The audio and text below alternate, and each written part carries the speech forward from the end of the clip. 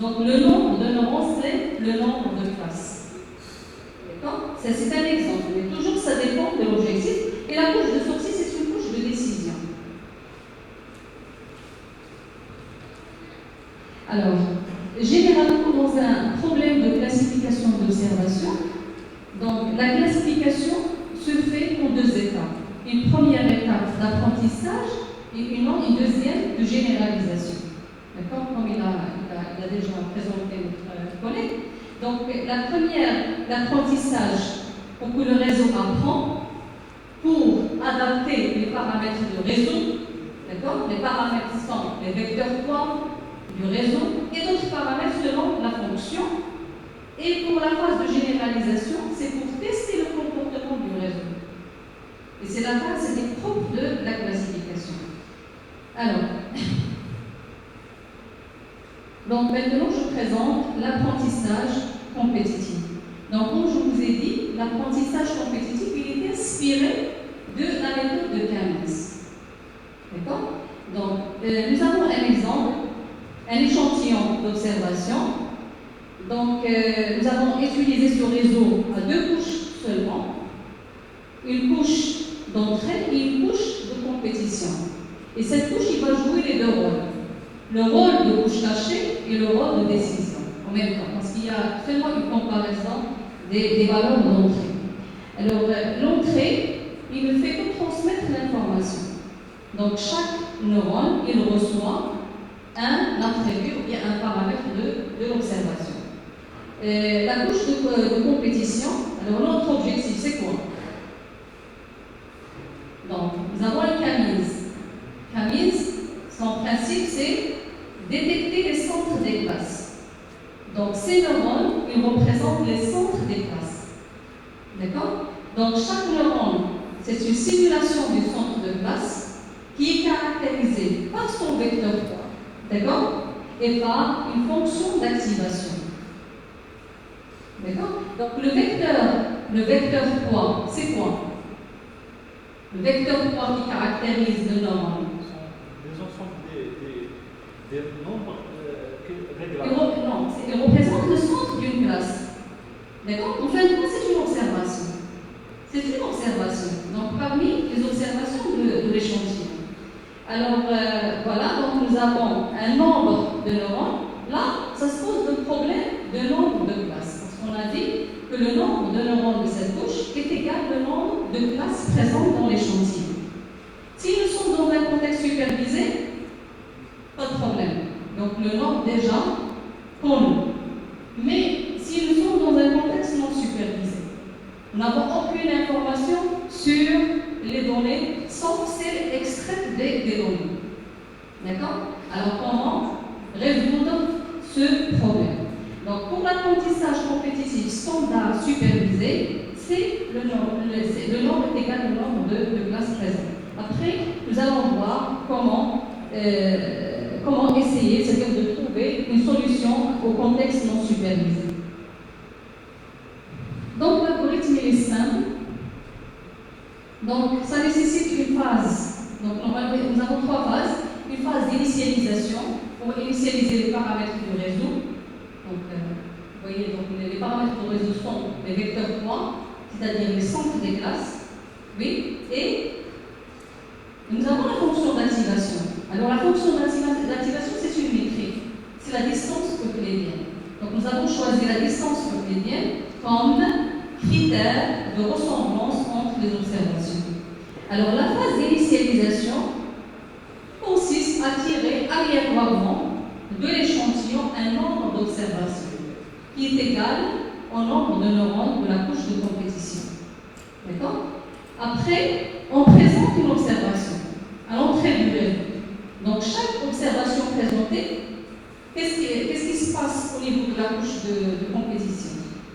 Donc, chaque neurone, il est représenté par une fonction, par la distance. Donc, il va calculer la distance qui sépare son vecteur poids à cette observation. C'est clair? Donc, à la fin, nous avons des distances à comparer pour trouver le neurone gagnant. D'accord? Donc, au sens de la distance. Alors, pour l'actualisation, qui est importante ici. Donc l'actualisation de vecteur 3 se fait par la méthode de descente du gradient. C'est une méthode qui est simple. Donc nous avons le vecteur 3 à l'itération t, donc c'est un processus itératif. Donc le vecteur 3 à l'itération t est égal au vecteur 3 à l'itération t moins 1, d'accord, plus alpha t qui est une fonction d'apprentissage, c'est-à-dire la différence entre l'observation et le vecteur 3. Alors cette fonction d'apprentissage, c'est un paramètre du réseau. Alors la question, comment le choisir? D'accord? Comment choisir cette fonction d'apprentissage? Donc d'après l'expérience, d'après plusieurs simulations, donc nous avons utilisé plusieurs formes de fonctions et à la fin, donc c'est la fonction qui nous a donné de bons résultats, c'est la fonction d'apprentissage appelée Search Then Converge. Il est défini comme suit, donc nous avons alpha t qui est égal à alpha 0 divisé par 1 plus t, c'est le nombre d'itérations divisé par 2. Donc l'interprétation de cette fonction d'apprentissage, d'après la littérature, donc il y a deux phases. Il y a une phase de recherche pour chercher le vecteur 3, pour chercher le centre de classe. Il y a une étape de convergence. Donc les deux paramètres à chercher, c'est-à-dire ce sont deux coefficients, alpha 0 et tau. D'accord? Donc parce que je vais revenir sur comment choisir ces paramètres. Donc les conditions à vérifier pour cette fonction, nous avons la condition de plasticité, donc deux conditions mathématiques que la fonction search and converge doit vérifier pour l'utiliser, et la condition de stabilité. Voilà. Donc juste un exemple pour illustrer le résultat de cet algorithme. Donc comme vous voyez, nous avons un échantillon à 3 classes gaussiennes, d'accord, bien séparées, d'accord, bien séparées. C'est-à-dire qu'on ne voit pas qu'il y a une complexité, il n'y a pas des observations qui sont proches, c'est-à-dire le degré d'enchevêtrement entre les classes est moins, d'accord. Alors, le résultat de l'algorithme d'apprentissage compétitif, comme vous voyez, donc il nous donne 3 centres qui marquent parfaitement les classes présentes. D'accord? Et après, donc, nous avons la phase de généralisation pour classer le reste de l'échantillon en utilisant la même métrique, c'est-à-dire la distance euclidienne. C'est clair? Alors, mais cette méthode, donc, il a présenté des avantages et des inconvénients. Donc, toujours, vous êtes des doctorants, une fois que vous appliquez quelque chose, vous avez des résultats, essayez de les comparer. D'accord? Pour voir quels sont les points forts et les points faibles de l'approche. Donc, les avantages, c'est un algorithme qui est rapide, bien sûr, il est basé sur le réseau de neurones, qui est, c'est-à-dire la qualité du réseau, c'est le parallélisme de traitement. Ne nécessite pas un réglage délicat. Donc, les deux paramètres ne posent pas de problème de la fonction d'apprentissage. D'accord? Mais nous avons des inconvénients. C'est un apprentissage qui est compétitif, donc il nécessite des étiquettes. Donc il faut voir comment le rendre non supervisé. Nous avons un échantillon, nous n'avons aucune information. Alors comment analyser et comment classer cet échantillon? Utilisons toujours le principe compétitif. Troisième point est le traitement des données à dimension élevée. Donc, pour l'apprentissage compétitif, lorsque la dimension de l'espace est faible, ça peut aller jusqu'à 4 ou 5 dimensions, mais au-delà, c'est difficile. D'accord? Alors, lorsque je parle de la dimension, ce n'est pas seulement le nombre des attributs, mais aussi le nombre d'observations à traiter. D'accord?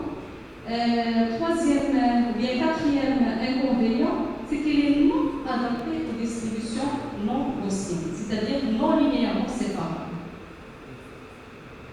J'ai des problématiques ici, alors je dois formuler des hypothèses, d'accord, et chercher, donc bien sûr, les hypothèses pour pour voir est-ce que c'est juste ou non.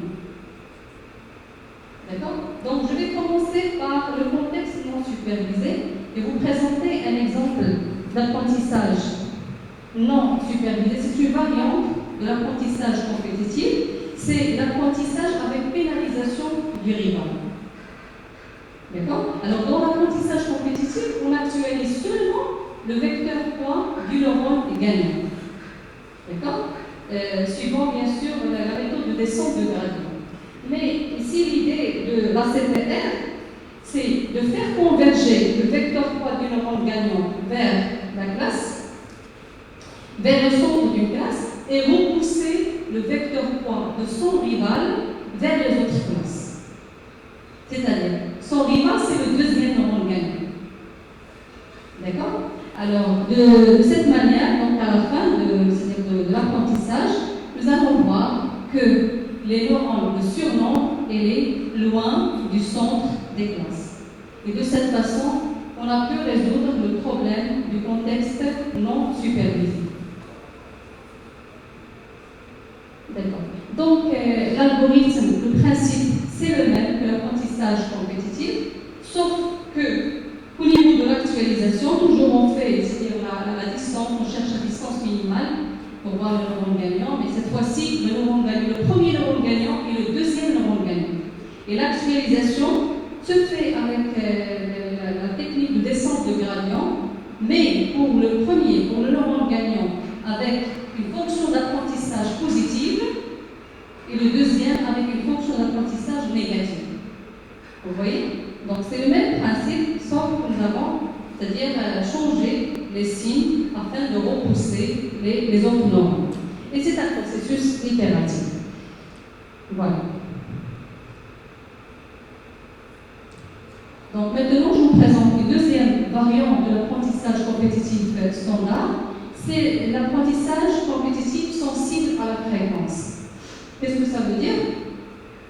Donc, la problématique ensuite, donc il arrive fréquemment lors de l'utilisation de l'apprentissage compétitif qu'un ou plusieurs vecteurs points ne convergent pas vers le centre d'une classe et restent à sa position initiale. Et ce phénomène, il est connu sous le nom de dead unity, c'est-à-dire ces neurones qui sont défavorisés. Ils n'ont pas de chance pour gagner les compétitions. D'accord? Alors, et pourquoi? Donc, nous allons répondre à la question. Donc, il est dû, d'une part, au mauvais choix des vecteurs poids initiaux. Donc, n'oubliez pas que nous avons fait, c'est-à-dire une phase d'initialisation par tirage aléatoire. D'accord? Alors, cette façon c'est-à-dire de traiter les données, peut-être, c'est la cause de ce problème. Ou bien, c'est d'après le processus d'apprentissage, c'est-à-dire qui actualise seulement le neurone gagnant et pas tous les neurones. Alors, la solution,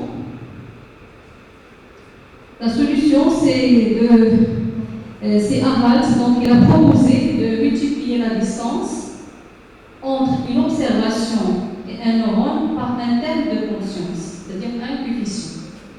Alors, ce terme de confiance, qui est propre à chaque neurone, et à chaque itération, on augmente ou bien on incrémente ou il garde la valeur 0. Donc, s'il a gagné la compétition, on va incrémenter son coefficient, c'est-à-dire de confiance, qu'on appelle de confiance aussi, pour le pénaliser, pour le défavoriser à gagner la compétition par la suite. C'est clair? Alors sinon, donc c'est 0. Donc le même principe, donc le vecteur poids il est actualisé, c'est-à-dire suivant la méthode de descente de gradient, si K est égal à G, c'est-à-dire le neurone gagnant, et pour les autres, donc ils gardent les mêmes vecteurs poids. Voilà. C'est clair? Est-ce que vous avez des questions? Oui. Ce coefficient, ce qu'on appelle bias. Le terme de confiance, c'est un terme qui est propre à chaque neurone. C'est un coefficient sur valeur. C'est-à-dire, si je présente une observation, il y a une compétition, il y a le calcul des distances, je prends la distance minimale, le neurone est gagnant. S'il gagne la compétition, je vais augmenter ce terme de confiance. Pourquoi? Parce que l'itération de Rajiv, il va être défavorisé pour gagner cette compétition. D'accord? Donc voilà, donc maintenant je vais vous présenter des résultats de nos contributions, c'est-à-dire dans des recherches. Donc nous avons une problématique de la dimension de données. Alors l'idée c'est de réduire le nombre d'observations à traiter. D'accord? Donc d'après la littérature, il parle des approches statistiques qui sont basées sur l'analyse de la fonction de densité de probabilité sous-jacente à la distribution. D'accord? Je prends cet exemple pour bien illustrer. Comme vous voyez, donc c'est le même exemple. Donc 3 classes. Nous avons appliqué donc, un algorithme d'apprentissage, c'est-à-dire de décimateur, appelé décimateur de Parzen. Donc qui nous a permis de tracer la FDP, de trouver la FDP sous-jacente. Et comme vous voyez ici, nous avons 3 pics. D'accord? 3 nombres, ou bien 3 maxima locaux. Donc, le problème maintenant de la classification se trouve posé en termes de détection des modes. Donc, au lieu d'extraire les centres des classes, donc il faut penser à extraire les modes de cette fonction. D'accord? Alors, les modes de la fonction, soit on les considère comme des maxima locaux, soit comme des régions, par exemple, convexes. Donc, il y a plusieurs méthodes. Donc, nous avons utilisé c'est-à-dire les maxima locaux comme des marqueurs des modes.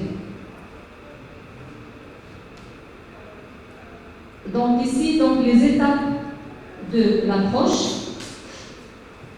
Donc, la première étape, c'est l'estimation de la FDP, utilisant une méthode qui est très connue, c'est la méthode de Parzen. L'estimateur de Parzen, donc, qui nécessite une normalisation de l'espace de représentation, utilisant cette formule mathématique. Après, donc, nous avons une discrétisation de l'espace. Pardon. Donc, la discrétisation de l'espace avec, c'est-à-dire un pas de discrétisation, c'est un paramètre R à ajuster. D'accord? Alors, ce paramètre, donc, il est ajusté utilisant une méthode de stabilité de mode. D'accord? Alors, donc maintenant, au lieu, comme vous voyez, après, donc, c'est l'estimateur. Donc, l'estimateur, il est calculé au centre de chaque hypercube. Donc, nous avons utilisé un maillage, c'est-à-dire cubique ou bien hypercubique, selon la dimension. Donc, chaque hypercube, il contient un ensemble d'observations. Et l'estimateur calculé au centre de cet hypercube, il est égal au nombre d'observations divisé par le nombre total d'observations. Parce que c'est une probabilité. D'accord? D'accord? Mais là, comme ici, nous avons c'est-à-dire un hypercube de côté unité, qui est égal à 1. Alors, juste pour illustrer toujours sur un autre exemple, pardon. Donc, comme vous voyez, donc, nous avons un exemple, nous avons généré, c'est-à-dire d'une façon, c'est-à-dire généré artificiellement, d'accord, utilisant un générateur, nous avons c'est-à-dire un programme de génération de classes, gaussienne ou bien non gaussienne.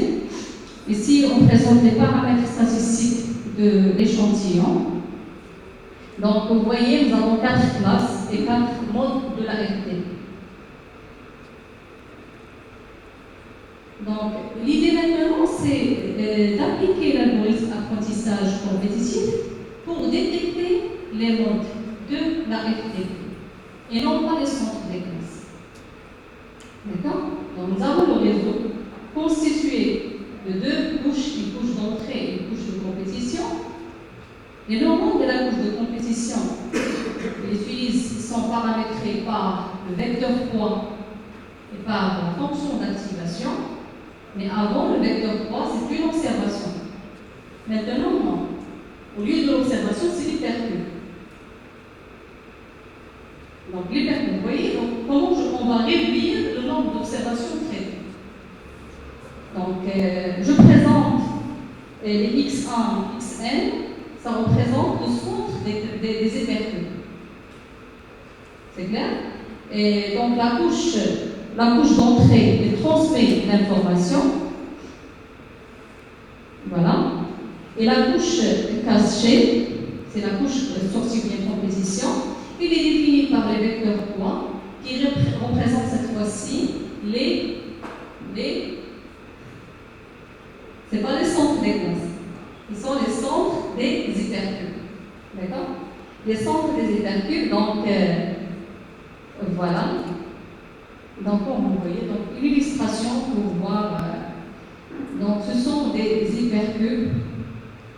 Chaque hypercube, donc, il est défini par un vecteur poids qui n'est autre que les coordonnées de cet vecteur poids dans l'espace. D'accord? C'est la localisation de l'hypercube. Donc l'hypercube, il contient l'information c'est-à-dire de positionnement, les coordonnées, plus quoi? Plus la valeur de la FDP. Il ne faut pas oublier. Donc cette valeur de la FDP, qu'on cherche à extraire, à identifier les maximums. Donc, le principe de l'algorithme, c'est le principe compétitif, sauf si vous voyez ici, dans cette phase c'est-à-dire de comparaison. Donc, ici, je cherche c'est-à-dire le nombre gagnant, celui qui a une distance minimale. Utilisons ce terme propre à chaque neurone pour ne pas avoir le problème des dead units. Et après, donc ici, une fois que je trouve le neurone gagnant, je vais passer à comparer les valeurs de la FDP. D'accord? Si le vecteur poids est là, une valeur, c'est-à-dire la FDP, c'est-à-dire supérieure à celle présentée à l'entrée, j'actualise. Sinon, il garde sa valeur. C'est clair? Donc, le processus il est itératif. Voilà.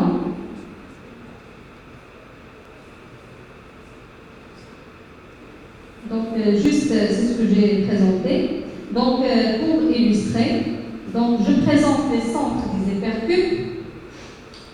L'orbite, bien sûr, au réseau. Donc, l'orbite, c'est pour réduire le temps d'exécution. Donc, je ne traite pas l'ensemble, c'est-à-dire l'ensemble présent avec les hypercubes vides. L'estimation de la FDP, et après, donc, je fais appel à l'apprentissage compétitif. Mais ici, avec un nombre de neurones de la couche de compétition qui représente le nombre de neurones initialisés arbitrairement. Par exemple, ici, nous avons choisi 17 neurones de compétition qui représentent les 17 maxima locaux. Alors, comme résultat, comme vous voyez, tous les maxima, ils sont répartis en 4 classes. D'accord? Donc, ils forment des régions modales. Alors, après, donc, pour détecter les maxima locaux, donc nous avons utilisé au début une méthode qui est basée sur la technique de vraisemblance, donc qui permet, c'est-à-dire de chercher le mode significatif dans chaque région et éliminer les autres maximes.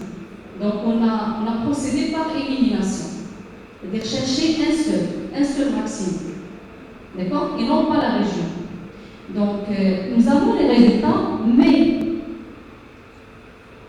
le problème ici qui s'est posé, c'est le problème de seuillage. C'est-à-dire qu'il y a le seuil. Et nous, notre objectif est de chercher une approche de classification automatique. Lorsqu'on dit automatique, c'est-à-dire sans l'intervention de l'être humain. D'accord? Alors, comment résoudre ce problème? Toujours, il y a des problèmes à résoudre. Donc, c'est une problématique.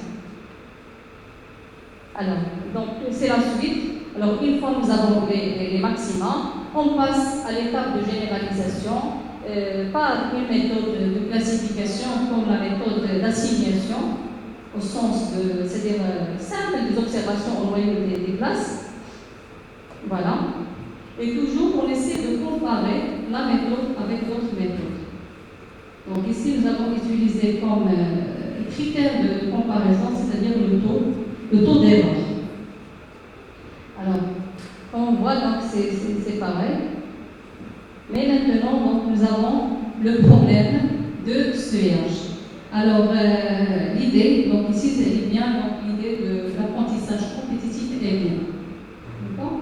Alors, l'idée, au lieu de détecter, d'extraire les maxima, pourquoi pas analyser la connexité entre les maxima locaux détectés à la phase d'apprentissage. D'accord ? Donc, dans cette phase, la première phase, donc, nous avons les régions, nous avons les maxima qui sont répartis en 4 classes. D'accord ? Pour chaque région, nous avons un nombre de maxima. Normalement, un seul qui est significatif. Un seul qui est significatif. Alors, l'idée au début, c'était d'extraire ce maxima significatif. Mais il y avait le problème de seuillage. Maintenant, donc, on va chercher à analyser la connexivité entre ces maxima. Alors, pour analyser, donc, on a utilisé une technique qui est vraiment robuste, c'est la technique, c'est l'apprentissage des liens.